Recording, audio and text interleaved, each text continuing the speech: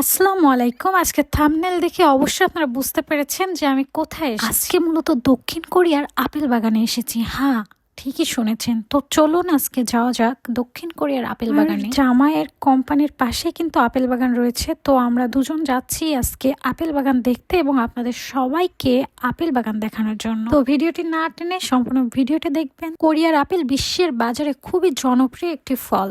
দেগু, গিয়েংসা, বুগদক এলাকায় বেশি আপেল বাগান রয়েছে। কোরিয়ান আপেল মূলত সাইজে বড়, রসালো এবং খুব মিষ্টি হয়। ঠান্ডা শীত এবং নরম গরম গ্রীষ্ম আপেল উৎপাদনের জন্য বেস্ট। কোরিয়ান আপেলে রয়েছে ভিটামিন সি, ফাইবার এবং অ্যান্টিঅক্সিডেন্ট। কোরিয়ান আপেল সরাসরি খাওয়া যায়, জুস তৈরি করে খাওয়া যায়, এছাড়া উপহার হিসেবেও কিন্তু খুবই জনপ্রিয়। আজকে মূলত আপেল বাগানে এসে আমার মন ভরে গেছে। মাশাআল্লাহ, অপরূপ সুন্দর এই দৃশ্য। স্বাদে অনেক মিষ্টি এবং রসালো হয়ে থাকে এই কোরিয়ান আপেল। মূলত কোরিয়ানরাই কিন্তু আপেল চাষ করে থাকে। এখানকার মাটি অনেক ভালো, এজন্য যে কোনো ফসল খুব দ্রুত বড় হয় এবং ফলনও খুব ভালো হয়। দেখুন, এখানে ছেলে মেয়ে সবাই মিলে কিন্তু গাছের পরিচর্যা করছে এবং গাছ থেকে ফল পারছে। দেখতে পাচ্ছেন কি সুন্দর লালচে রঙের আপেলগুলো, খুবই সুন্দর। আমার তো মনে হচ্ছে যে আমি কাশ্মীরের কোনো এক বাগানে রয়েছি। আজকে আমি যে বাগানে এসেছি সেখানে কিন্তু লালচে এবং সবুজ রঙের আপেল রয়েছে। বাংলাদেশে এভাবে কিন্তু দেখা যায় না। সচরাচর বাইরের দেশগুলোতেই প্রচুর পরিমাণে আপেল উৎপাদন হয়। গাছে হাজার হাজার আপেল হয়েছে। এরা কিন্তু এখানে সরাসরি বিক্রি করে না, এরা এগুলো বিভিন্ন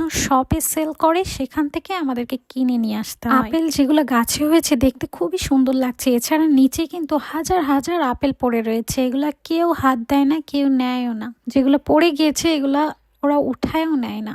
ওরা নতুন করে গাছ থেকে ফল পেড়ে সেগুলো বিক্রি করে। কোরিয়ার আপেল কিন্তু জাপান এবং দক্ষিণ পূর্ব এশিয়া সহ বিভিন্ন দেশে রপ্তানি করা হয়। এক কথায় বোঝা যায় যে কোরিয়ান আপেল বাগান শুধু ফল উৎপাদনের জায়গায় নয়, বরং এটি কৃষি পর্যটনেরও বড় অংশ।